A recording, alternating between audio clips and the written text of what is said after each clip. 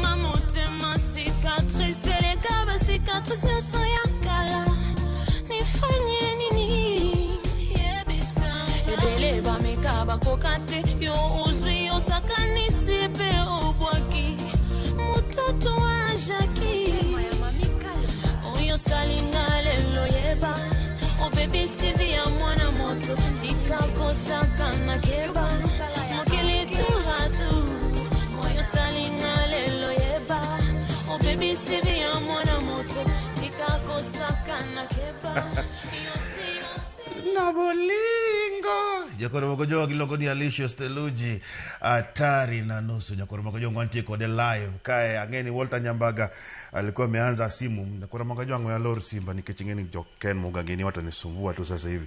Aya kasi loro simu kanya koromokojo ngalongi sini namba studio kae ni 23600 mane namba minyalo yudaka wono kama kawaida ilongani Lord Papa Vic Nyakoromokojo ano kadhano ntie kae dana ginisa ni Papa Vic elwendo wa Nyakoromokojo Edala mar Sweden achel kachiel akelo ni kae mrembo kutoka Goma anaitwa Alicious Theluji. Mrembo mwasi olobi nini? Bote.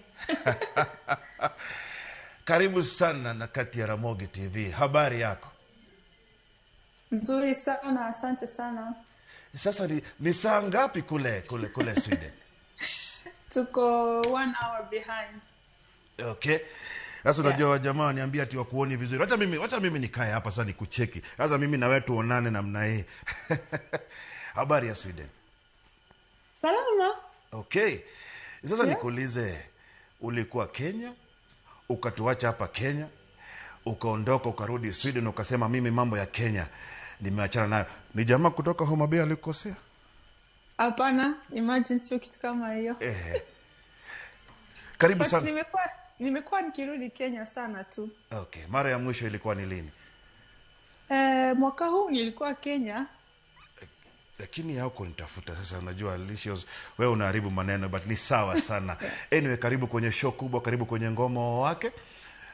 Mimi nimefurahia kuwa na wewe hapa kwa sababu mafans wamekuwa wakiniambia leta huyu mrembo.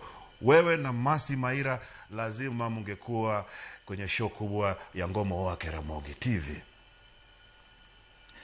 Sasa tunataka tuzungumzie zile collabos ambazo umekuwa umezifanya, lakini kabla ya collabo tungependa tu kujua Alicious ni nani? Ulizaliwa wapi? Ukajipata Kenya lini? Kufanya nini? Nimezaliwa Kongo na nimehamia Kenya nikiwa mtoto mdogo. Familia yangu tulikuwa wakimbizi. Tulipanga kuja Kenya tu kwa muda mfupi alafu turudi Kongo.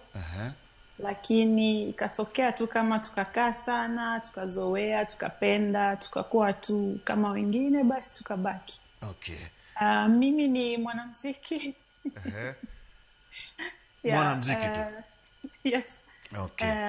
Naitwa Alice na my artist name, jina langu ya sanaa ni Alicious. Okay. Theluji ni jina ukoo? Actually Zeluji ni jina yangu ya ukweli, lakini Kongo tunasema Zeluji. Zeluji. So yeah. So nilibadilisha ikakuwa Theluji, lakini kwenye passport imeandikwa Zeluji. Okay. Ngoma ambayo tumeanza nayo ilikuwa inaitwa Posa ya Bolingo. Ulikuwa unazungumzia nini? Kwa sababu ni ngoma ambayo Wakenya hupenda sana. Kila mrembo hapa kina Naomi wanasema tu ya Bolingo, hiyo ndio wanajua kuimba, lakini mambo mengine wanasema hiyo tumeachia Alicious Theluji. Posa ya Bolingo ulikuwa unazungumzia nini? Kwa sababu hiyo ndio ngoma ambayo nimeanza nayo. Hiyo wimbo iko na story. Okay, first of all, let me switch to the Kenyan Swahili because leo nimekuwa na interview asubuhi Tanzania. Nikapambana na Kiswahili yao. Now I'm in Nairobi. Let me switch. Posa ya Bolingo iko na story funny sana. Kwa sababu Tanzania, Bolingo means something else. Okay. It means like Lingala music. Okay. And in Nairobi, I know it means something else in Sheng, which I'm not going to get into. Akina Bob hapa wameharibu Kiswahili kabisa. I know. But in Lingala, it means love. Yes. Bolingo ni mapenzi. Okay. Posa ya Bolingo inamaanisha hamu ya mapenzi. Lakini kwenye wimbo wangu mimi, hata kama ni wimbo yenye inachezwa kwa harusi and so on, ni wimbo yenye inahusu mpenzi ambaye anamaliza hamu ya mapenzi. Yeah, so ndo maana nalialia hivyo. Yaani ni mpenzi ambaye anaharibu hamu ya mapenzi. Yes. Yaani ule pengine ukielezea kwa ndani ni ule jamaa ambaye pengine anaharibu roho ya warembo, si ndio? Yeah, kitu kama hiyo. Okay. I think inaonekana hata kwa video. Yaani in short ungesema tu Bob Wafula, hiyo kitu unajua tunge replace namna hiyo, lakini ingekuwa sawa. Anyway, Alicious umetoa collabos nyingi. Which one is your favorite? It will forever be Mpita Njia with Juliana Kanyomozi because it was like a dream, you know. Sometimes you do something and everything just falls into place. Everything just goes right. Everything is just smooth. Okay. Because when I first recorded Mpita Njia, I was recording it for myself. I was just nilisema niende studio ni record kwa wimbo niweke kwa nyumba, watoto wangu watakuja kuisikia one day. Okay. But pia nilitaka kwenda studio poa, so nikaenda kwa RK. Okay. Sasa RK akaniambia, so what's your plan with this song? I was like, I don't have a plan. I don't know how to do these things. Akaniambia, I can help you. Akaniambia, kwanza I think this song will be good with two girls. Is there any female artist that you like? I was like, you know, hizo time tulikuwa na watch Juliana kwa ilikuwa sijui Tusker Project. Yeah, Tusker Project. I think so, yeah. Yeah. Nikamwambia, me I like Juliana because there was a song of her with Kidum which was doing so well. I loved that song and I was like, I want to make a song like that. So RK akasema, yeah, we can send her the song. She doesn't really speak Swahili, but she loves to sing in Swahili. So we sent her the song. She fell in love with it. And she happened to be coming to alikuwa na plan kuja Nairobi juu ya Tusker Project fame. So nilikuwa na bahati. Yeah. Akakuja studio, akarecord. It was so easy. But alikuwa na record mstari moja. Okay. And then akishamaliza kuirecord hivyo ina sound perfect, ndo akaniuliza inamaanisha nini? So yes, Forever Mpitanjia, because it was like my magical song. It was the song that proved to me that I was capable of doing this, and it encouraged me to continue. Because I always dreamt of being a musician, but I didn't know that I was actually capable. Sikujua kama naweza, nilijua kama nataka. Mimi nilikuwa nafikiri kila mtu pia uota kwa musician. Okay. But then with time I realized, no, sio kila mtu. It's just some of us have this gift and some of us can do this. Sio kila mtu anaweza, so ndo hivyo. Okay. To answer your question, ni Mpitanjia, that's my forever favorite featuring. Nice. Yes. Unajua wewe ulifanya collab na Juliana wakati Juliana alikuwa shakwa superstar. Collab ya kwanza unajua yenye niliona Juliana amefanya na Mkenya ilikuwa ni ile unajua na Kidum Kibido ilikuwa ni Haturudi Nyuma, which did so well. And then baadaye ukakuja ukafanya collab na yeye. How was it working with kina Juliana na kina pengine Christine Bella nimemuona pia umefanya collab na yeye. Umefanya collab na watu wengi ambao siwezi kuwataja. P-Unit tumefanya collab nao pia kadhalika. How is it working with these Kenyan superstars?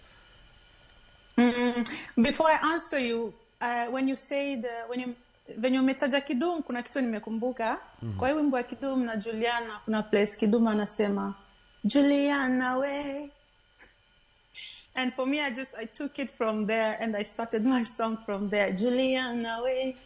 Anyway, working with these guys, for me, kufanya collabo na mtu, first of all, lazima energy zetu ziendane. Okay.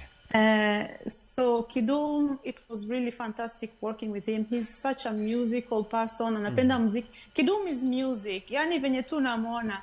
Sijui kama kuna damu na nyama kama sisi. I think yako tu na muziki. Ni muziki tu hakuna kitu kingine. Very easy to work with him. Amazing guy. And he came on set for the video with his wife. And she was very helpful. It was amazing. P-Unit, that was so much fun because they took me in a different universe and they were like, sing something. And I'm like, sasa hawa nitaimba nao nini, mbona tuendani, you know? And they're like, we imba tu itaenda. And so nikaimba and Msioka was like, this is great.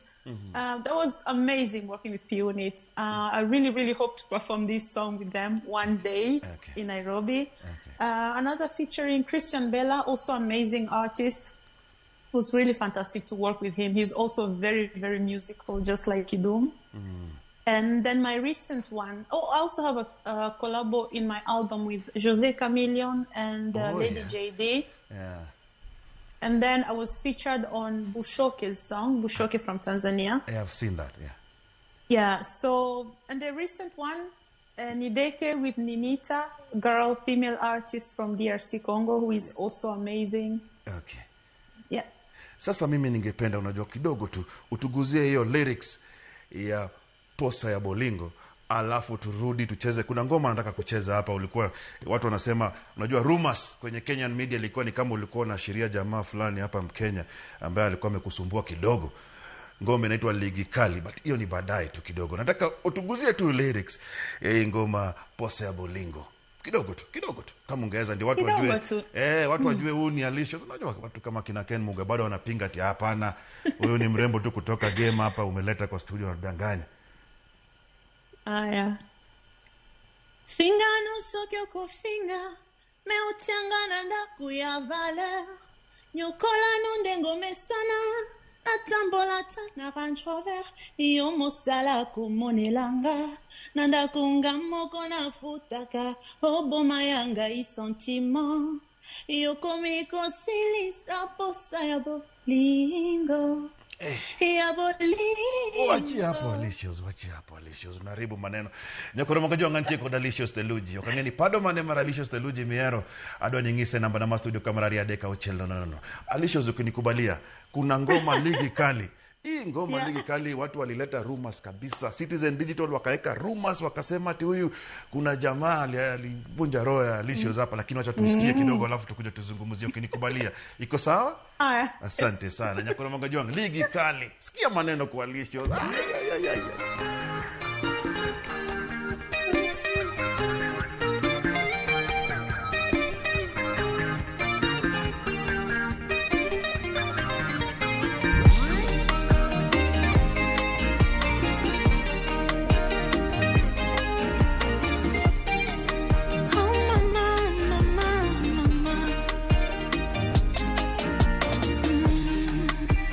mapenzi na shangaza sana.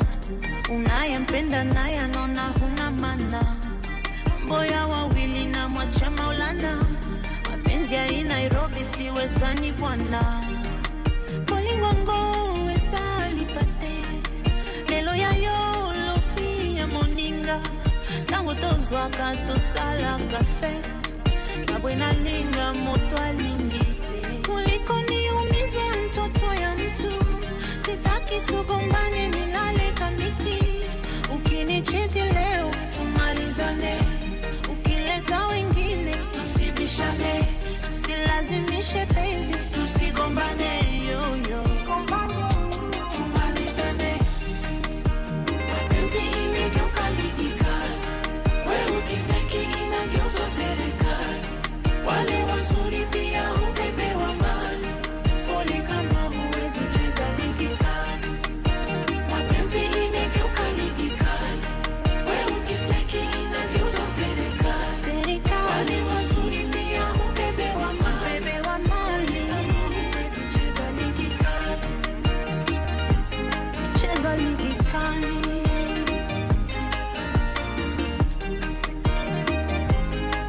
Nelson Busa. Nairobi, Nairobi. Squeezy penzi sio tena ya wawili. Ukipata wako kumbe ni mali ya umma. Kumbe anapenda mwingine, mwingine anapenda mwingine wa wengine.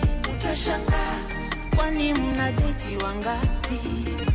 Kuliko niumize mtoto ya mtu. Sitaki tugombane nilale kamiti. Ukinichiti leo tumalizane. Ukileta wengine tusibishane. Tusilazimishe penzi tusigombane yoyo. Tumalizane. Mapenzi imegeuka ligikali. Wewe ukisneki inageuza serikali. Wale wazuri pia upepewa mali. Pole kama huwezi cheza ligikali. Mapenzi imegeuka ligikali. Wewe ukisneki inageuza serikali. Wale wazuri pia. Ati mapenzi imegeuka kompe, mapenzi imegeuka ligikali. Si mimi nimesema, ni huyo mrembo kutoka Sweden, mrembo kutoka Goma, Alicious Theluji. Anasema hiyo watu wanasumbua sana. Watu kama kina Ben wanasumbua sana. But anyway, ni ukweli. Ni hawa watu wanasumbua. Wanaitwaje? Mafisi. No. Wanaitwa chuo chendo. Hebu sema chuo chendo. Manake nini? Yaani nasema watu kama kina Ben na Ken Muga ni watu wazuri yani. Okay. Maber. Maber kabisa. Asante sana. Ulikuwa unazungumzia nini Alicious?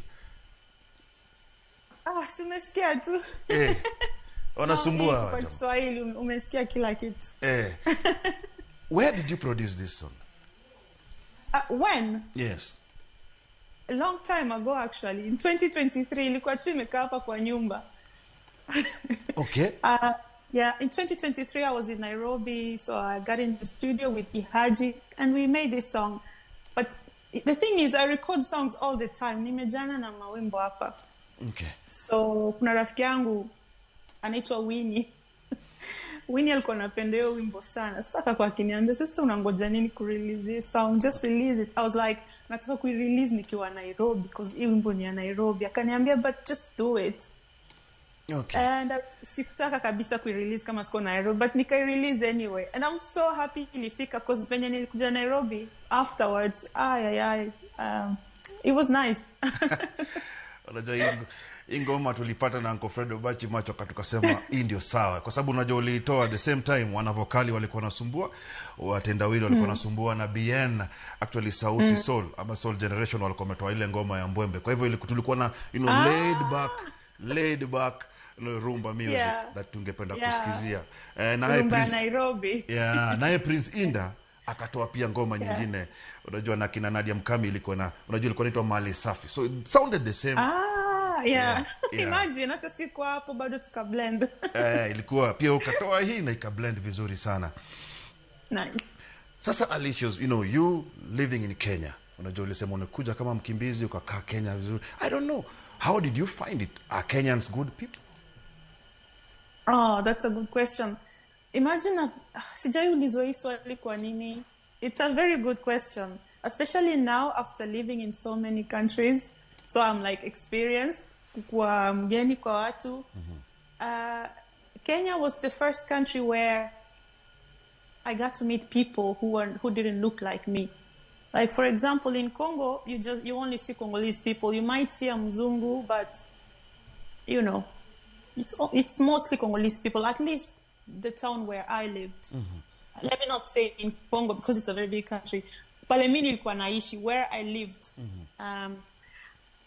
But when we moved to Nairobi, I saw Somalians, Indians, Sudanese, Ethiopians, you know, and it's like, I don't know. Nairobi is like, I don't know how to describe it, but it's a second home for so many nationalities. There are Swedes there. There are people from everywhere, and I think Kenyans are good people. Yes, and I think so because I had a very good childhood. I went to primary school and secondary school in Nairobi, and it was amazing. I had really good connections. I still have really good connections, really good friends. And even after leaving Kenya really never left me. And I'm still able to do things like this in Nairobi. It also says something. So to answer your question, yes, Kenyans are very, very good people. Okay. Alisha, umesema ulikuwa primary school na secondary school in Nairobi. Which school, by the way? So for primary school, I went to a refugee school. There was a school in Kabiria. Every time I say Kabiria, they Kabiria, say, hapa tu. Naenda Kibera. It's Kabiria. Kabiria, ukipita Kawangware, unaendelea huko. A place inaitwa Kabiria. So there used to be a refugee school there, and it was in French. It was a French school. Okay. We had students from Congo, Burundi, and Rwanda. Okay. And the reason why we went to that school was because we were like, okay, let's stay in the French system so that when we go back home to see struggle. But when I finished primary school, my parents decided, you know what, we might as well just stay here. Okay. So wakanitoa kwa shule ya French, wakanibeba kwa shule ya English na sijui kuongea English. Okay. They took me to St. Mary's Academy in Donholm. Okay. And St. Mary's accepted me as a student who doesn't speak English because they were also teaching French. Okay. Also, it was a primary school, so it's like, if you can pay, karibu. Okay. But, so I didn't go to a primary school because, yani, haikuwa kwa sababu tulikuwa wadosi, no, ilikuwa kwa sababu, it was the only school that could accept me. Because imagine, Form 1 and you don't speak English. But I worked so hard. I learned English so fast. And I went to St. Mary's. I did mpaka Form 4. Nikamaliza. Okay. Yeah. Nice. Sasa kuna ingoma Kimya. Yeah. Unajua Kimya nilitizama hivi nikasema, oh no, this, ni kama Zouk. Yeah. Ulikuja na mtindo ni kama Zouk. I don't know, uli produce Congo ama this was Sweden? Ni kama Zouk lakini naimba kama rumba. It's like niliproduce Kenya. Kenya kwa producer anaitwa Mastola. Okay. Sikumbuki kama ni Mkongo. I think ni Mkongo. Mkongo au Burundi. I'm not sure. Okay. I think ni Mkongo. Anaitwa Mastola. Nafikiri anakaa Nairobi. Alikuwa anakaa Nairobi wakati ule. Alafu nikafanya video Tanzania in 2021. Okay. Naupenda sana huo wimbo. Nikifanya live performance waga I sing it acoustic with just guitar. It's so amazing. I love it. Okay. Nataka tupatie lyrics kidogo ya hii ngoma, alafu tuende break, then turudi tuendelee na hii interview yetu. Nikupe lyrics yani Kimya. Nataka tuimbe kidogo tu. Kwa hiyo leo nitaimba? Of course uko hapa sasa, mbona nicheze muziki na uko hapa?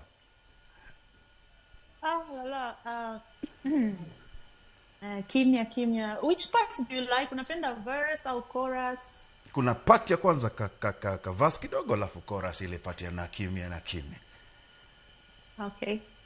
Mobali nanga olongolanga na soni oyebi nazalise wayo sheri atambola ya mabanga soki pe bolingo esili ngana kobakisa Posokio te chéri na kolingana ni. Angona bashua balemba bakima tutikala sena paradis. Mokolo na kozua mbongo ako sombelo Lamborghini. Aya, tuachie hapo. Sawa. Iko sawa kabisa. Alicious Theluji, ngoba tu keti hapo, usiondoke kwa sababu mimi nataka niende. Alafu nikuje niangalie mafans wanasema namna gani, kwa sababu unajua uko na mafans wengi tu. Sasa hiyo wengine wamekaa, naambiwa kuna wengine hata wamesongea karibu na TV wanataka kujua kama wewe ni wewe kweli. Lakini mimi nakuomba tu keti hapo, kisha tukuje tuzidi na mazungumzo, kwa sababu unajua people love you here, people love your music. And of course, mimi ni mmoja wao. Nyakoromongo Joang, antie kae kwa Alicious Theluji, wagomba kama na matindu Nyakoromongo Joang. Namba na studio, enaria deka ochel. No, adwani kete manakae hadi break, mana matindu Nyakoromongo Joang kanga dogo, more of Alicious Theluji. Kete manakae Nyakoromongo Joang, ngomo wake.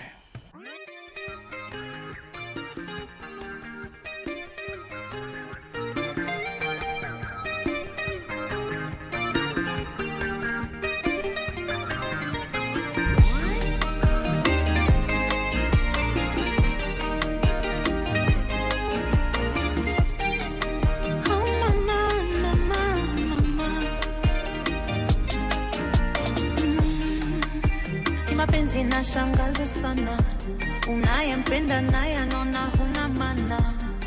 Mboya wawili na mwacha Maulana, mapenzi ya Nairobi siwezani bwana.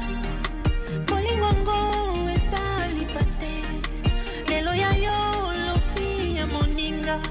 Tango tozwa kato sala kafe, kabwena linga moto alingite. Kuliko niumize mtoto ya mtu, sitaki tugombane nilale kamiti.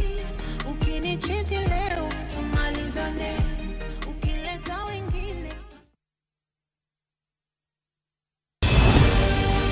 Heaven's Fire Prayer Summit 2026 is here. From 18th to 23rd of August 2026, Apostle Julius and Reverend Martha Subi of Exploits Worship City invite you to join believers from across Kenya and the nations for 6 powerful days of prayer, worship and revival from 9 a.m. to 7:30 p.m. Theme: the outpouring of the Holy Spirit. Ministering Pastor Robert Kayanja and Pastor Jessica Kayanja from Uganda. Lady Bishop Kathy Kuna from Kenya. Archbishop Dr. Harrison K. Nganga from Kenya. Pastor T. Mwangi. Dr. Francis Miles from the USA. And Prophet Thomas Tijo. Worship ministers Sunmisola Agbebi from Nigeria. Steve Tebb from the United Kingdom. And Kestin Bogo from Kenya. Mark your calendar from 18th to the 23rd of August. Exploits Worship City, Nairobi. See you there.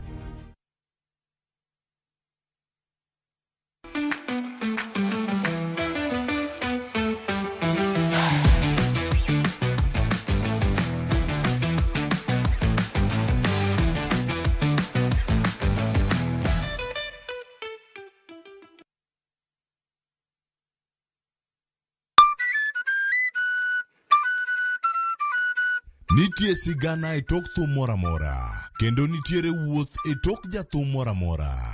Baba na uchako puonja thum 96. Waromo gi jothum mag piny luo matene koda mago manyasani. Yuyugini mano chaya sane bade. Machiek moro yano wang masonya ka wuoche dhoge molit. Ka wafwenyo chakruokgi, kaka ne ginyagore, koda kaka ne giloso kit ngimagi. Gospel music or trainer in a way that I'm able to sing in any kind of beat. Chakre gwenge nyake kuonde thum madongo. Biuru kodwa sama walero sigand thum mar Uganda Luo. Ng'e jothumbewa gi Solomon Atito Kafaya, Ticha Beach, Sario Kinyi. Kick by.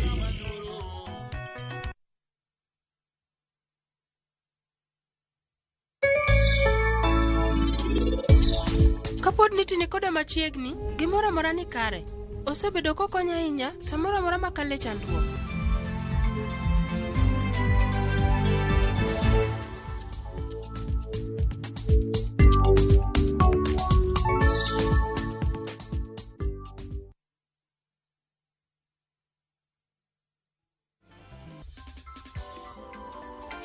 Le juge de Père Jeff Njadi Leteba, on a oublié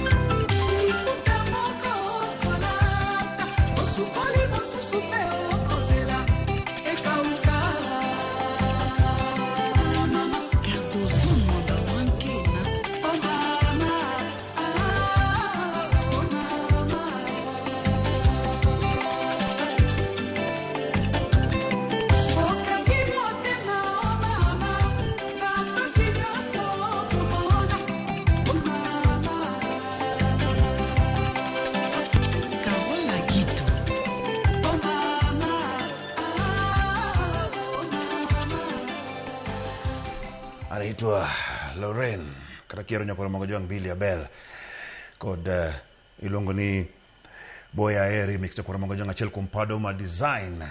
Alicious, by the way, have you ever had a collab with Billy Abel, mama? No.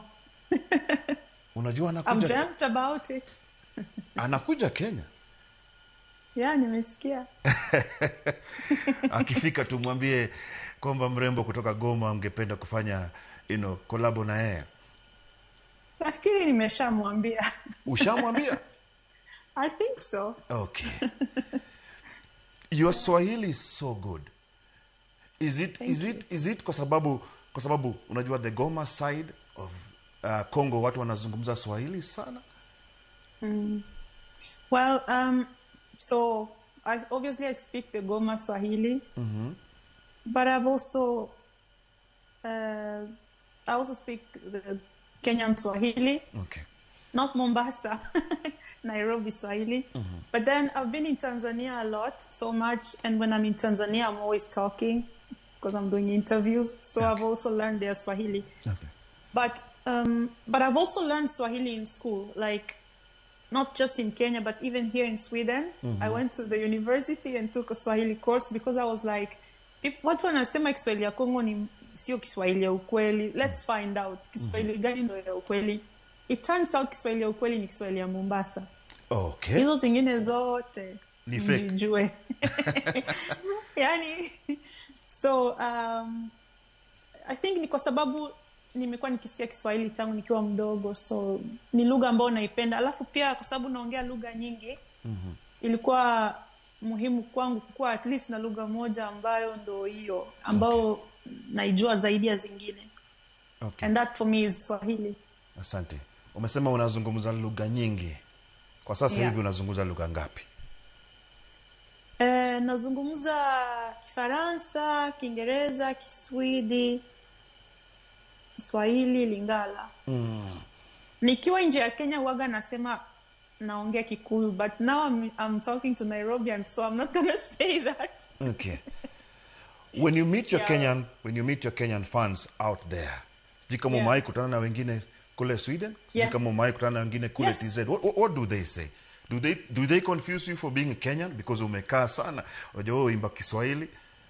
Yeah, well, there are a lot of people who consider me Kenyan, especially people I grew up with. Like, there's nothing you can tell them. They will say, unim Kenyan Congo. That's what they say.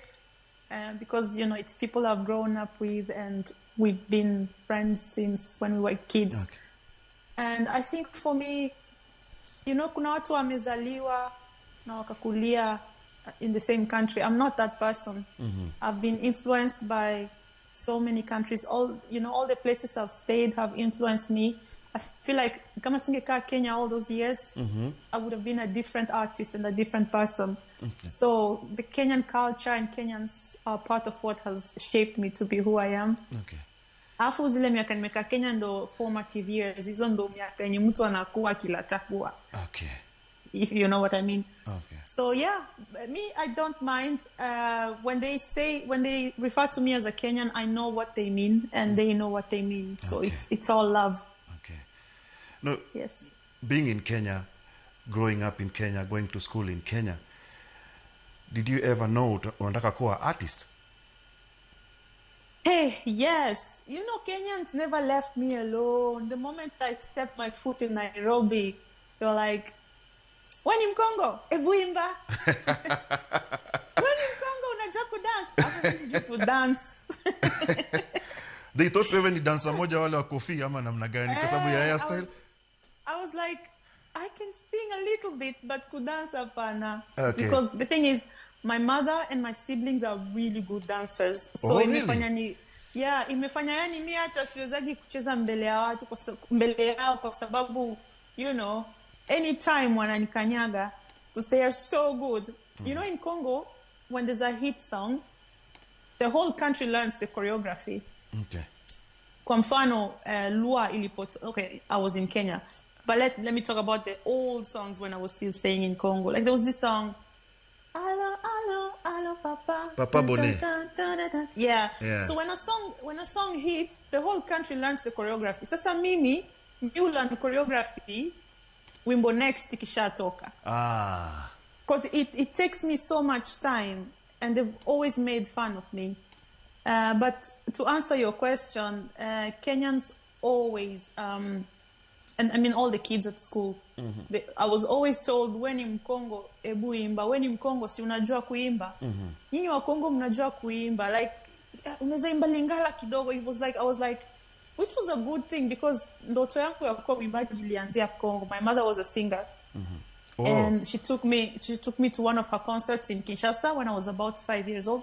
We lived in Kinshasa, and then we moved back to Goma, and then we came to Kenya.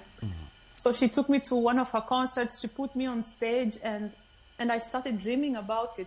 Like, I was dreaming about it. I knew I wanted to do it, but I didn't know I was good enough to do it. That's why I'm telling you, Pizza and Jay is a very important song to me, because it was like a confirmation.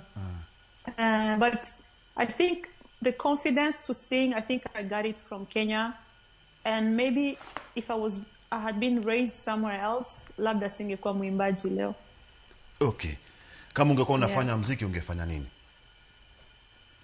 I think I would have been a lawyer, because mimi ambitious. Okay.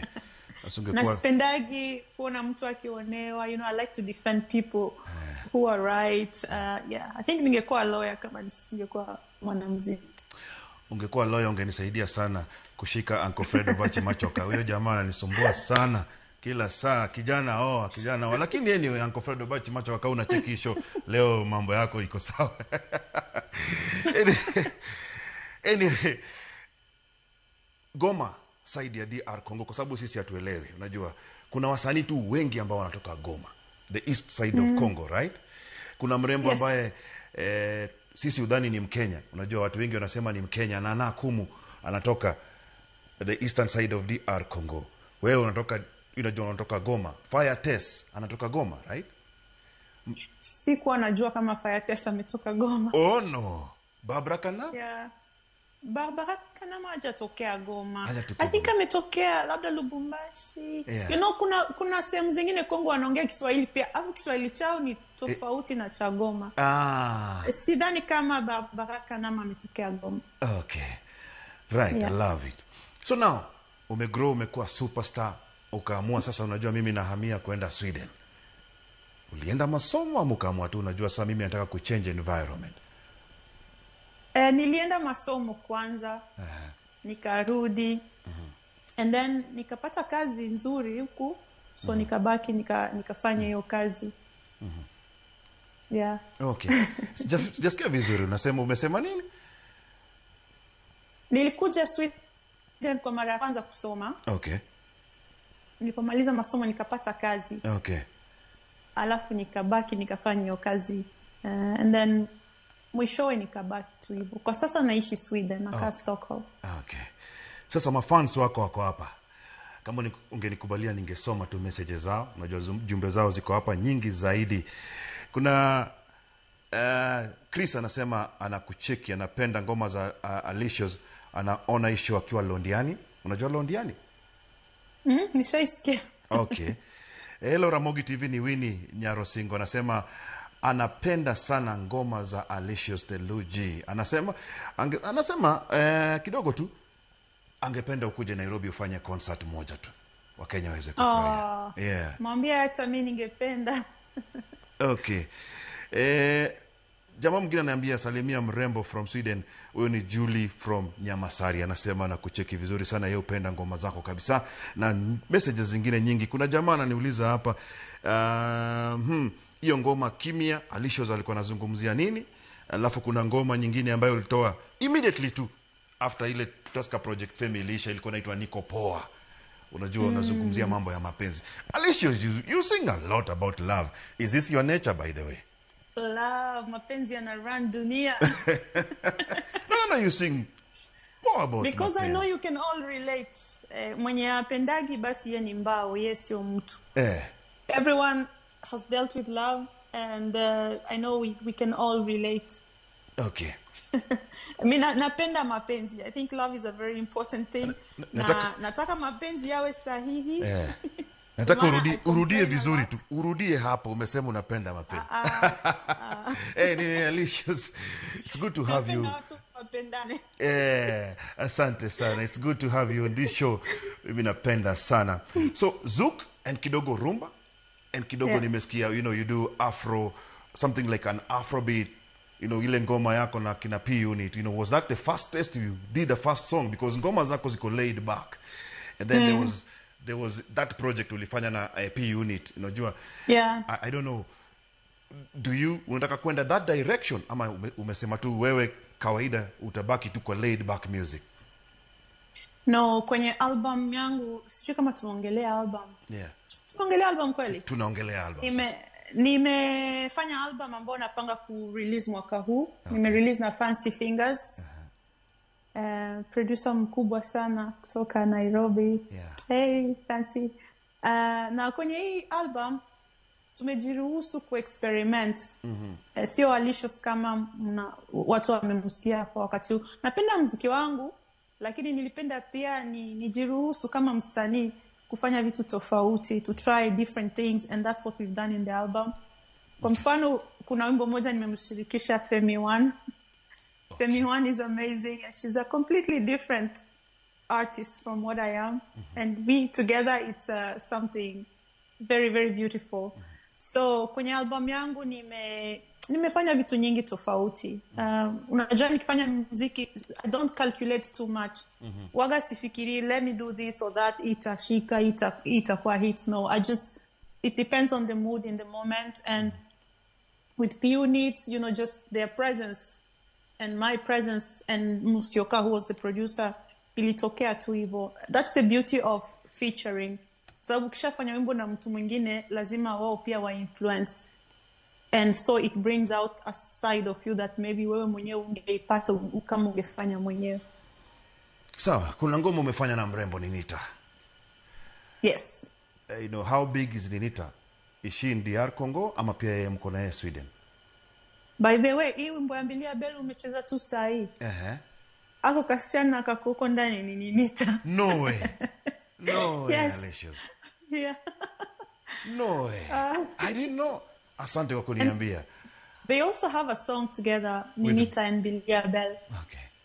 And they're singing a little bit of Swahili. Ninita she's a known artist in Congo. She's well known, and she has so many projects that have been very successful. Her name is, jina lake sio geni in Congo.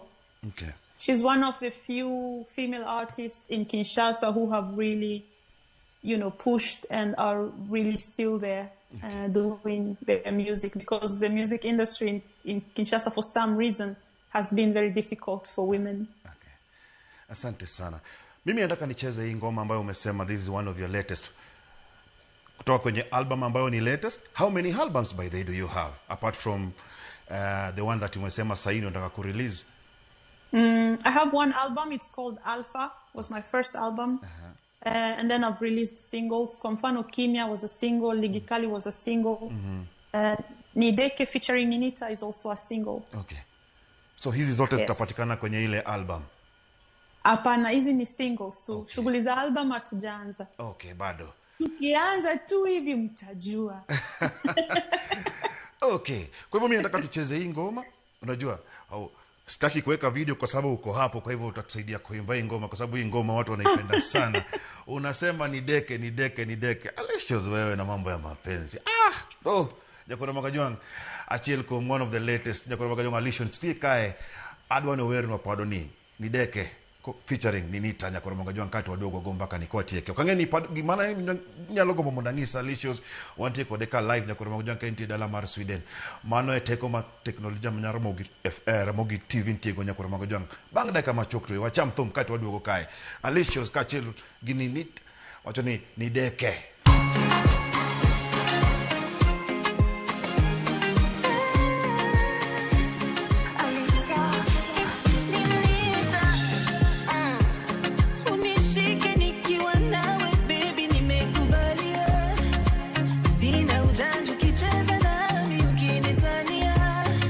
Nishakuzoea hapa bila wewe sitabakia.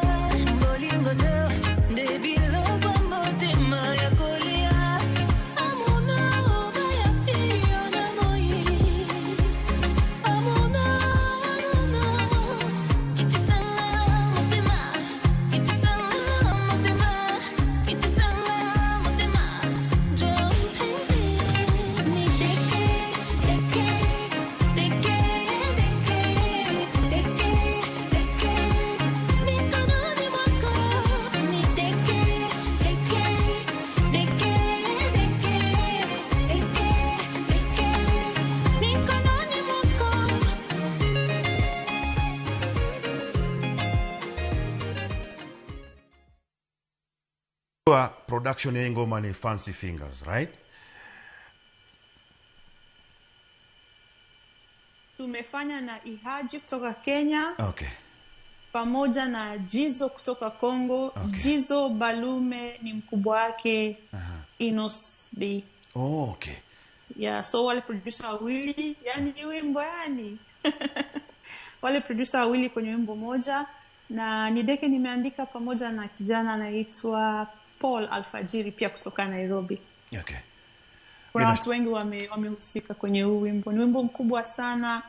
Tunapenda sana na tunashukuru sana kwa wote ambao wameonyesha support. Okay. Asante sana. Tukimalizia, mafans wako, unajua they were Kenyan fans. Unajua ni watu ambao wamekupenda sana, and you see probably also wamecontribute kwenye journey yako ya muziki. Mafans wako especially kama hii station, unajua wale kutoka Luoland, ungependa kuambia nini? Asanteni sana. Huu muziki tunaufanya wote pamoja, you know. It takes a village. Mtu hawezi kufanya mwenyewe. Mimi na furaha sana kwamba mnaupenda muziki wangu. Natumaini kwamba nitaendelea kufanya muziki mzuri na kwamba mtaendelea kupokea. I really appreciate your support. Okay. And inaonekana hata kwenye Spotify kwamba nina wasikilizaji wengi sana Kenya. Okay. Kwa hiyo nawashukuru sana. Naomba msiniachilie, muendelee kuniunga mkono, muendelee kunishika mkono. Let's enjoy good music. Thank you. Okay. Sijui ungependa kufanya collab. Who's your favorite artist mwenye ungependa kufanya collab apart from wale ushafanya nao collab, especially in Luoland?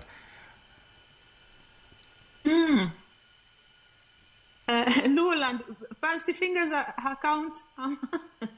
Because we have a collab in the album. Yeah, he's featured on 2 songs. Okay. Yes. Okay. Unajua Prince Inda? Nimesikia, yes. Alicious. Wait. I really love Susanna Owio. And I've never met her. No. But I've never met her, but you know, there was a time that, you know, I meant to say that I'm inspired sana wanamuziki wa generation yangu. I think you know, wewe mwenye ulikuwa Nairobi miaka fulani zilizopita. So I like her very much. I've never met her. I hope to meet her soon. Kuna Idi Acheng ambaye anafanya muziki, unajua type kama design kama yako. Kuna Susanna Owio, kuna Nina Ogot, kuna Linda Richie ambaye yako USA, fanya muziki design yako mngefanya. Mimi ningependa mfanye collab na Linda Richie. Ningependa mfanye collab na mrembo ambaye anasumbua sana Kenya sasa hivi, anaitwa Eda Ayon. Fanya kazi nzuri sana. Basi arrange wewe. Mimi one time. Alafu pia fanya collab. Fanya hivyo basi. Fanya collab na Prince Inda. Huyo sasa ndiye anaitwa The Doe. Okay. Jamaa sana. Anyway, Alicious, asante sana. I don't know, what time is it in Sweden right now? We're 1 hour behind. Okay. Okay, yes. Sawa. Mimi nataka tumalize show. If there's anything nimewacha nje, uko na nafasi ya kusema, na pengine wakumbushe tu social media handles zako ni zipi? Yes, thank you so much for reminding me. Yani mimi nimekuwa in the past nimekuwa mvivu sana kwenye mambo ya social media, lakini nimekuja kuelewa kwamba social media, that's where I meet you guys. That's where mnapata habari zangu, and sometimes when I release songs and I still meet my fans and they tell me, kwa nini uliacha mziki? And I'm like, I've just released a song. So for us to avoid all these guys, just follow me on social media so that you can get my news and so that you know whenever I release a new song. Naitwa Alicious Congo kwa Instagram, Twitter, Facebook, kila mahali, hata YouTube. Kwa hiyo karibuni sana. Find me on social media, follow me if you love my music. That's the best support you can give me, because that means muziki yangu ikitoka itakufikia. Okay. Asante. Penda wa Kenya sana. Sijui kama utakuja kutolewa Kenya ngoma? Unajua by the way, Ligikali was specifically for Nairobians. Yeah? Anyway, Ligikali ilikuwa ya Nairobi. Lakini sasa wewe ukasema Nairobians ni watu wabaya. So watu wabaya. Sometimes even ndo mambo inaendaga, si mambo yako mtu mbaya. Asante sana dadangu. Anyway, mimi na enjoy, kakangu mkubwa, Uncle Fred Obachi Machoka is one of your biggest supporters. Siji akijua tumefanya hii interview na yeye atanimaliza, lakini mtafute kwa sababu unajua the legend is celebrating 50th year, yani in broadcasting. Show itakuwa kubwa sana. You'll see the details out there, but if you have time, drop him a message aweze kujua kwamba you know what's going on and amekataa kukualika. Yeah, absolutely. Msalimie sana Uncle Fred. Alafu mwambie mimi nasubiri tu mwaliko wangu. Na hongera sana kwa miaka 50. Asante sana Alicious. Mimi nasema bye for now. Tutazidi kucheza muziki zako, please. Kama kuna ngoma mpya umetoa nitumie, mimi nitachezea. Unajua mafans wako wa Kenya. Na ukikuja Kenya tutafute kuja Royal Media, sisi tunapenda wasanii sana. Asante sana. Sawa. Nyakuro Magajwang mwana ni Alicious Teluji. Nyakuro Magajwang wanti kodekae awe kuro mondo dio madhi nyoka wadhi mbele kwa cheno. Nyakuro Magajwang banga daka machok tu obro tiko chendro.